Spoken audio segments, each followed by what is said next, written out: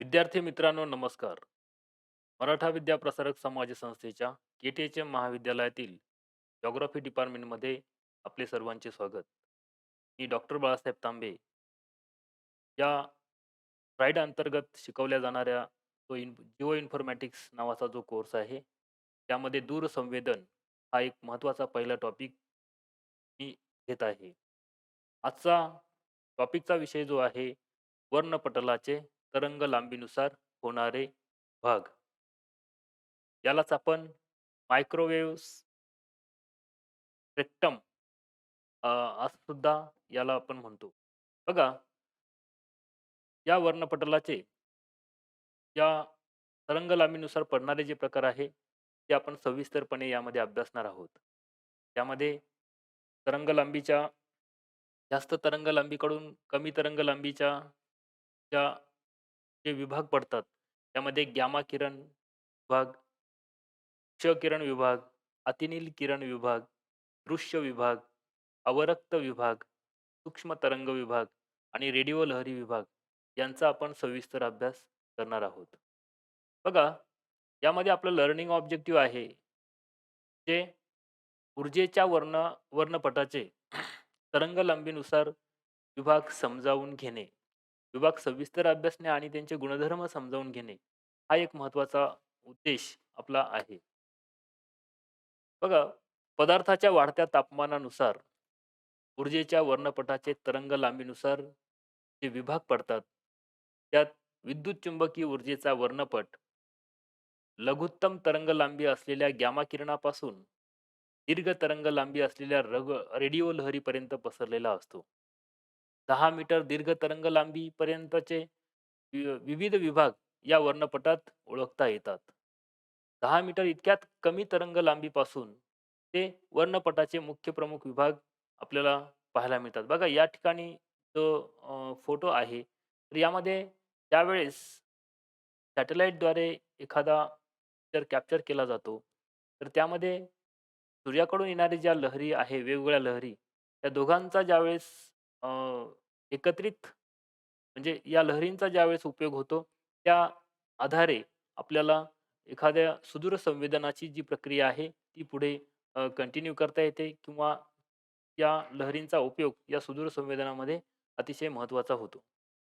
यामध्ये सुद्धा आपल्याला एखादा दृश्य विभाग लहरींव्यतिरिक्त असणारा जो विभाग आहे, एखादा रिजन आहे, तो आपल्याला व्यवस्थित कॅच करता येतो. परंतु ज्यावेळेस या सौर ऊर्जेच्या लहरी ज्या येतात, तर त्यांच्याशिवाय जर आपल्याला फोटो किंवा रिमोट सेन्सिंग सुदूर संवेदन करायचं असेल, तर त्यामध्ये होणारे अडथळे या दोघांचा फरक आपल्याला या ठिकाणी पाहता येतो. बघा, जी विद्युत चुंबकीय ऊर्जा जी आहे, तर त्याचे काही गुणधर्म अतिशय महत्त्वाचे आहे. ते आपण मागच्याही लेक्चरमध्ये थोडेसे पाहिलेले आहे, की ज्यामध्ये त्यांची तरंग लांबी असेल, व्हेलॉसिटी असेल, फ्रिक्वेन्सी असेल, हे महत्त्वाचे गुणधर्म या विद्युत चुंबकीय ऊर्जेचे असतात. तरंग लांबी म्हणजे 2 तरंगाचे उंच भाग किंवा खोलगट भाग यांच्यामधलं जे अंतर आहे, याला आपण तरंग लांबी असे म्हणतो. त्यांची व्हेलॉसिटी असेल, वारंवारता असेल, म्हणजे विशिष्ट वेळेत किती तरंग एखाद्या ठिकाणाहून निघून जातात, याला आपण वारंवारता असे म्हणतो. तर हे महत्त्वाचे गुणधर्म या तरंग लांबीचे असतात. सर्व विद्युत चुंबकीय लहरी एकाच वेगाने म्हणजे सामान्यतः प्रकाशाच्या वेगाने प्रवास करत असतात. प्रकाशाचा वेग आपल्याला माहिती आहे, की एका सेकंदात जवळ-जवळ 3,00,000 किलोमीटर इतका हा प्रकाशाचा वेग आपल्याला पाहायला मिळतो आणि ही तरंग लांबी लॅम्बडा या अक्षराने दर्शवली जाते. लहरींच्या या 2 शिखरातील किंवा 2 खड्ड्यातील अंतरास तरंग लांबी असे म्हणतात. मायक्रोमीटर ते नॅनोमीटर या एककांच्या साहाय्याने ही तरंग लांबी मोजली जाते. बघा, या दिलेल्या एका त्या या ठिकाणी विद्युत चुंबकीय तरंग या ठिकाणी वेगवेगळ्या गोष्टींचा अंतर्भाव होतो आणि अनेक असंख्य प्रश्न या आकृतीवरून आपल्याला तयार करता येऊ शकतील. बघा, रेडिओ लहरीपासून तर गॅमा लहरीपर्यंत असे एकंदरीत 7 विभाग या लहरींचे पडतात आणि जास्त तरंग लांबीपासून तर कमी तरंग लांबीपर्यंत हे हे विभाग या ठिकाणी दाखवलेले आहे. विद्युत लहरींची तरंग लांबी ही जास्त, तर गॅमा लहरींची तरंगलांबी ही कमी आपल्याला पाहायला मिळते. उदाहरणार्थ या रेडिओ लहरी ज्या आहे, रेडिओ लहरींची तरंगलांबी ही जास्त. तर ह्या जवळ-जवळ 10चा 3वा घात, 3रा घात इतक्या आकाराचे जे प्लेसेस आहे, हे याने डिटेक्ट होऊ शकतात किंवा इतक्या आकाराच्या ह्या लहरी असतात. उदाहरणार्थ एखादी बिल्डिंग असेल, त्या बिल्डिंगच्या आकाराची सुद्धा ही लहर असू शकते. दुसरी आहे मायक्रोवेव्हज. याच्यामध्ये साधारणतः माणसाच्या आकारापासून तर एखाद्या फुलपाखराच्या आकारापर्यंत इतक्या छोट्या ह्या लहरी आपल्याला पाहायला मिळतात. इन्फ्रारेड म्हणजे ज्याला आपण अवरक्त तरंग असे म्हणतो. इन्फ्रारेड जे आपल्या सुईच्या टोका इतक्या आकाराच्या या लहरी असतात. त्यांचा त्यांची तरंगलांबी 10चा-5वा घात इतकी असते. व्हिजिबल वेव्हज या साधारणतः 0.5 ते 6वा घात इंटू 10चा-6वा घात इतक्या आकाराच्या या लहरी आपल्याला व्हिजिबल वेव्हज आपण म्हणतो. ते आपल्याला दिसतात. त्यानंतर अल्ट्राव्हायोलेट रेज त्याला अतिनील किरणे आपण म्हणतो. यांचा आकार जो आहे 10चा-8वा घात इतक्या सूक्ष्म आकाराच्या या लहरी आपल्याला पाहायला मिळतात. त्यानंतर एक्स-रेज जे आहे व 10चा-10वा घात म्हणजे जो ॲटम असतो, त्या ॲटमच्या आकारा इतक्या या लहरी आपल्याला दिसतात. आणि गॅमा रेज जे आहे, ॲटमचं जे केंद्रक असतं, त्याचा जो आकार जो असतो 10चा-12वा घात इतक्या नॅनोमीटरमध्ये या लहरी आपल्याला पाहायला मिळतात. तर अशा प्रकारे जास्त तरंग लांबीपासून तर कमी तरंग लांबीपर्यंत जर आपण गेलो, तर रेडिओ लहरी, मायक्रोवेव्हज ज्याला आपण मायक्रोवेव्हज म्हणतो, सूक्ष्म वेव्हज ज्याला आपण म्हणतो, त्यानंतर अवरक्त वेव्हज, लहरी किंवा दृश्य लहरी, अतिनील लहरी, एक्स-रेज त्याला क्ष किरण आपण म्हणतो आणि गॅमा रेज अशा प्रकारे या लहरींचे 7 प्रकार तरंग लांबीनुसार आपल्याला चढत्या किंवा उतरत्या क्रमाने आपल्याला विचारले जातात. बघा परीक्षेसाठी यामध्ये असंख्य प्रश्न तयार होऊ शकतील. विद्युत लहरींचे तरंग लांबीनुसार प्रकार सांगा. चढत्या किंवा उतरत्या क्रमाने लावा. तर अशा वेळेस चढत्या क्रमाने जर आपल्याला समजा प्रश्न विचारला, विद्युत लहरींचे तरंग लांबीनुसार जे प्रकार पडतात, त्यानंतर चढत्या क्रमाने दुसऱ्या क्रमांकाला येणारी जी वेव्हज आहे ती कोणती? तर या ठिकाणी आहे एक्स-रेज. ही दुसऱ्या क्रमांकाची शेवटून दुसऱ्या क्रमांकाची वेव्हज आपल्याला पाहायला मिळते. बघा, या लहरींचे वारंवारतेनुसार सुद्धा काही प्रकार पडतात. वारंवारतेनुसार सुद्धा सेम प्रकार आहे. फक्त रेडिओ लहरींची वारंवारता ही सर्वात कमी असते. तर ज्या गॅमा रेज आहे त्यांची वारंवारता ही सर्वात जास्त असते. हे लक्षात घ्या.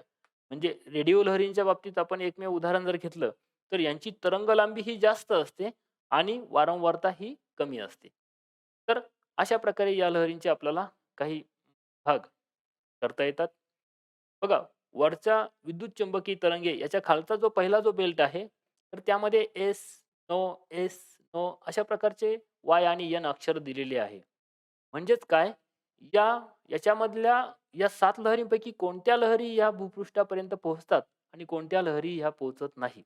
तर याविषयी त्या लहरी त्यांची विश्लेषण त्या ठिकाणी आपल्याला पाहायला मिळतं एकाच आकृतीमध्ये. बघा, रेडिओ लहरी ज्या आहे, त्या पृथ्वीच्या भागापर्यंत डायरेक्ट पोहोचतात. ठीक आहे. त्यानंतर ज्या व्हिजिबल रेज आहे, ह्या पृथ्वीच्या पृष्ठभागापर्यंत डायरेक्ट पोहोचतात. आता बाकीच्या ज्या लहरी आहे, त्यामध्ये गॅमा रेज असेल, एक्स रेज असेल, अल्ट्राव्हायोलेट रेज आहे. ह्या तीनही लहरी या पृथ्वीच्या पृष्ठभागापर्यंत पोहोचत नाही किंवा जे अवकाश आहे, अवकाशाला छेदून ते मध्ये येऊ शकत, ॲटमॉस्फिअरला छेदून त्या खाली येऊ शकत नाही.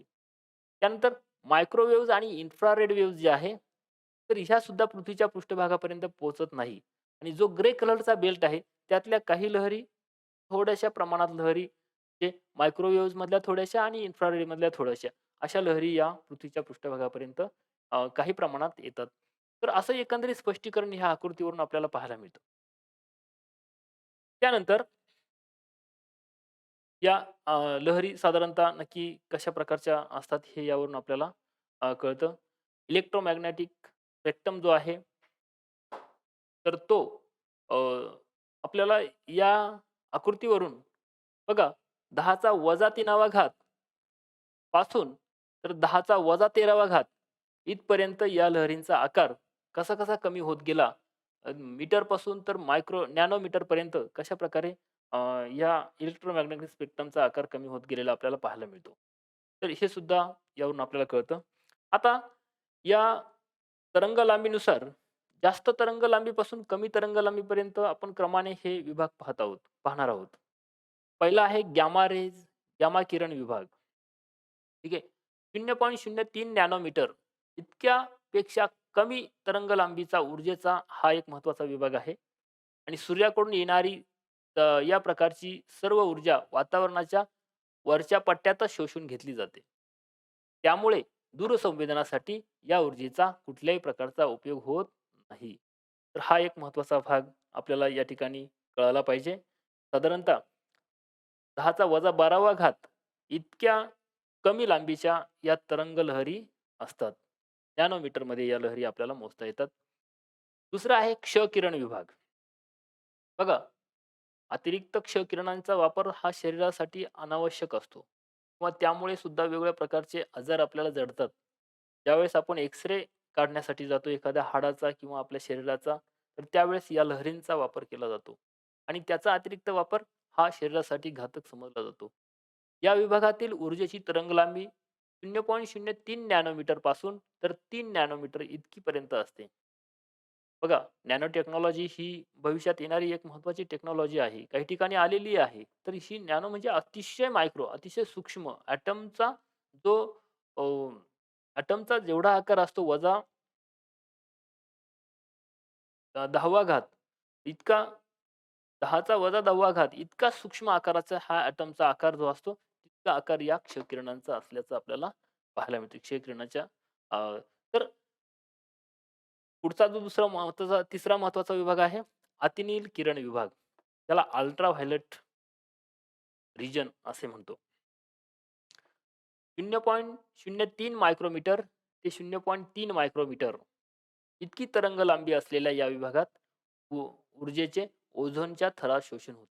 बघा, जिओग्राफीमध्ये आपण ओझोनचा थर अभ्यासतो आणि हा ओझोनचा थर साधारणतः जो तपांबरानंतर जो स्थितांबर नावाचा जो थर आहे वातावरणाचा, तर या थरामध्ये असलेला साधारणतः 25 ते 40 किलोमीटर उंचीवर असलेला हा एक महत्त्वाचा ओझोनचा थर आहे. आणि हे पृथ्वीचं एक संरक्षण कवच ज्याला आपण म्हणतो, की सूर्यापासून येणारी जी अतिनील किरणे जी आहे, ती त्या थरामध्ये शोषली जातात. आणि ही अतिशय विघातक किरणे असतात, जी अ, वातावरणाच्या वरच्या थरातच शोषली जातात. आणि जर ही किरणे डायरेक्ट पृथ्वीच्या पृष्ठभागावर जर आली, ती येऊ शकतात. कधी? ज्यावेळेस ओझोनचा थर जर लोप पावला, तर अशा वेळेस ही किरणे पृथ्वीच्या पृष्ठभागावर येतील आणि अतिशय उष्ण अशी ही किरणे असल्याची आपल्याला पाहायला मिळतात. मात्र 0.3 ते 0 मायक्रोमीटर तरंग लांबी याच विभागातील ऊर्जा वातावरणातून संचारित होते आणि त्यामुळे अशी ऊर्जा छायाचित्रणाची फिल्म किंवा चित्रशोधक, फोटो डिटेक्टर यांच्या सहाय्याने चित्रणासाठी वापरता येते. मात्र अशा 0.4 चित्रणात वातावरणीय विकिरण खूपच मोठ्या प्रमाणात आढळते. ॲटमॉस्फेरिक स्कॅटरिंग ज्याला आपण म्हणतो. केवळ 0.3 ते 0.4 मायक्रोमीटरच्या या विभागास अतिनील चित्रणपट्टा असे असे म्हटले जाते. पुढचा आहे दृश्य विभाग. दृश्य विभागातल्या या लहरी ज्या आहे या पृथ्वीच्या पृष्ठभागावर डायरेक्ट येतात. आता काही लहरी येतात, काही लहरी येत नाही.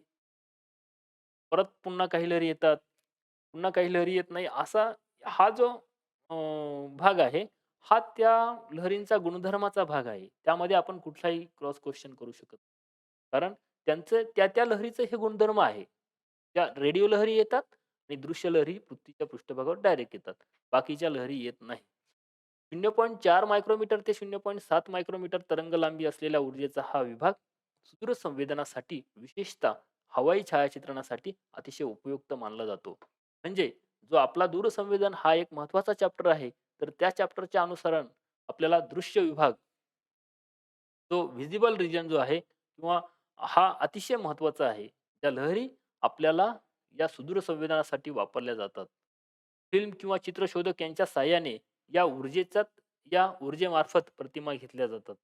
पृथ्वीवरील विविध घटकांवरून 0.5 मायक्रोमीटर या तरंगलांबीच्या ऊर्जेचे सर्वाधिक परावर्तन होते.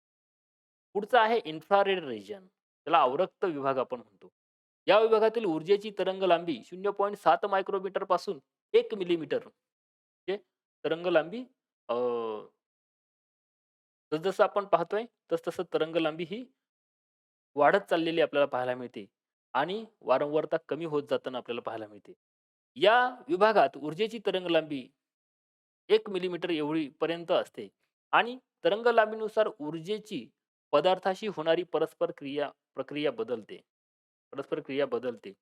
या ऊर्जेच्या वातावरणातून होणारी संचरणाची गवाक्षे, त्याला ट्रान्समिशन विंडोज आपण म्हणतो, ऊर्जेचे शोषण होणाऱ्या पट्ट्यांपासून अलग केली जातात. परावर्तित अवरक्त विभाग जो आहे, तर त्यालाच रिफ्लेक्टेड इन्फ्रारेड असं आपण म्हणतो. हा अवरक्त विभागाचा एक मुख्य विभाग आहे. 0.7 मायक्रोमीटर पासून तर 3 मायक्रोमीटर पर्यंत तरंगलांबी असलेल्या ऊर्जेचा हा एक महत्त्वाचा विभाग असल्याचं आपल्याला पाहायला मिळतो. त्यालाच आपण त्यालाच आपण 10⁻৫ इतकी तरंगलांबी असलेला हा महत्त्वाचा मायक्रो विभाग आपल्याला सांगता येतो. या ऊर्जेत पदार्थाच्या औष्णिक गुणधर्माबद्दल काहीच माहिती मिळत नाही. 0.7 ते 0.9 मायक्रोमीटर तरंग लांबीची ऊर्जा फिल्मच्या साहाय्याने नोंदवता येते. म्हणूनच 0.7 ते 0.9 मायक्रोमीटरच्या या पट्ट्यास अवरक्त चित्रण विभाग असे म्हटले जाते. बघा, औष्णिक अवरक्त विभाग हाही एक महत्त्वाचा अवरक्त विभागाचा दुसरा महत्त्वाचा उपविभाग आहे. 3 ते 5 मायक्रोमीटर तरंगलांबी आणि 8 ते 14 मायक्रोमीटर तरंगलांबी असलेल्या या ऊर्जेच्या विभागाला औष्णिक संवेदनासाठी उपयोग करता येतो. या तरंगलांबीचा उपयोग करून ज्योतिर्यांत्रिकी किंवा ज्याला समीक्षकामार्फत किंवा जे स्कॅनर आहे त्याच्यामार्फत प्रदेशाचे चित्रण केले जाते आणि पृथ्वीवरून ऊर्जा दिवस-रात्र प्रसारित होताना आपल्याला पाहायला मिळते. बघा, 9.7 मायक्रोमीटर तरंगलांबी असलेल्या ऊर्जा औष्णिक विभागातून सर्वाधिक प्रसारित होते. म्हणून या विभागाला दूरसंवेदनात अतिशय महत्त्व असल्याचे आपल्याला पाहायला मिळते. त्यानंतर सूक्ष्म तरंग विभाग. नावावरूनच याला मायक्रोवेव्हज असं म्हटलं जातं. याची तरंगलांबी 0.1 ते 30 सेंटीमीटर एवढी जास्त असते. म्हणजे साधारणतः एक फुलपाखरू सुद्धा आपल्याला या तरंगलांबीत व्यवस्थित किंवा फुलपाखराच्या आकाराची ही तरंगलांबी असू शकते. या लांबीची ऊर्जा जे ढग आहे, धुके आहे, पाऊस आहे यांना भेदून जाऊ शकते आणि ही ऊर्जा ॲक्टिव्ह पद्धतीने दूरसंवेदनात वापरता येते. रडार यंत्रणा वापरून या तरंगलांबी प्रदेशात प्रतिमा घेतल्या जातात. त्यानंतर रेडिओ लहरी विभाग. बघा, रेडिओ लहरी या लहरींचे काही प्रकार आपल्याला 2 महत्त्वाचे प्रकार आहे. ज्याला एफ-एम लहरी आणि ए-एम लहरी असे आपण म्हणतो. तर या लहरींचा अतिरिक्त वापर आपण जर केला, तर त्यामुळे सुद्धा आपल्याला शरीराला विघातक अशा लहरी, रक्ताचा कॅन्सर हा एक महत्त्वाचा रोग, आजार या लहरीमुळे होताना आपल्याला पाहायला मिळतो. त्याचबरोबर आपले जे मायक्रोफोन असतील, फोन असतील, मोबाईल असतील, रेडिओ असतील यांच्यामध्ये या लहरींचा वापर हा केला जातो. याच्या पूर्वीच्या ज्या लहरी होतात, मायक्रो लहरी, सूक्ष्म वेव्हज त्यांना उच्च रेडिओ लहरी असं सुद्धा म्हटलं जातं. आणि ह्या रेडिओ लहरी विद्युत चुंबकीय ऊर्जेचा हा सर्वात जास्त तरंग लांबीचा प्रदेश आहे. 30 सेंटीमीटर पेक्षा जास्त तरंग लांबी असलेला ऊर्जा रडारच्या साहाय्याने प्रसारित करून प्रतिमा घेतल्या जातात. यावरून असं कळतं की पृथ्वीचे वातावरण गामा गामा किरण किंवा अतिनील तरंग लांबीच्या ऊर्जेचे शोषण करते. त्यामुळे दूरसंवेदनात या तरंग लांबीचा उपयोग होत नाही. दृश्य, अवरक्त, सूक्ष्म तरंगलांबी आणि अतिनील पट्ट्याचा काही भाग दूरसंवेदनात वापरला जातो. ज्या तरंगलांबी प्रदेशात ऊर्जेचे जास्त संचरण होते त्यांना वातावरणीय गवाक्ष असं म्हटलं जातं आणि यांचाच वापर दूरसंवेदनामध्ये प्रतिमा मिळवण्यासाठी केला जातो. जे व्हिजिबल असेल किंवा इन्फ्रारेड असेल, मायक्रोवेव्हज असतील, या विभागांची विविध पट्ट्यामध्ये अ, उपविभागणी केली जाते. उदाहरणार्थ निळे, हिरवे आणि तांबडे जे रंग आहे, तर हे सुद्धा या ठिकाणी अतिशय महत्त्वाचे आहे.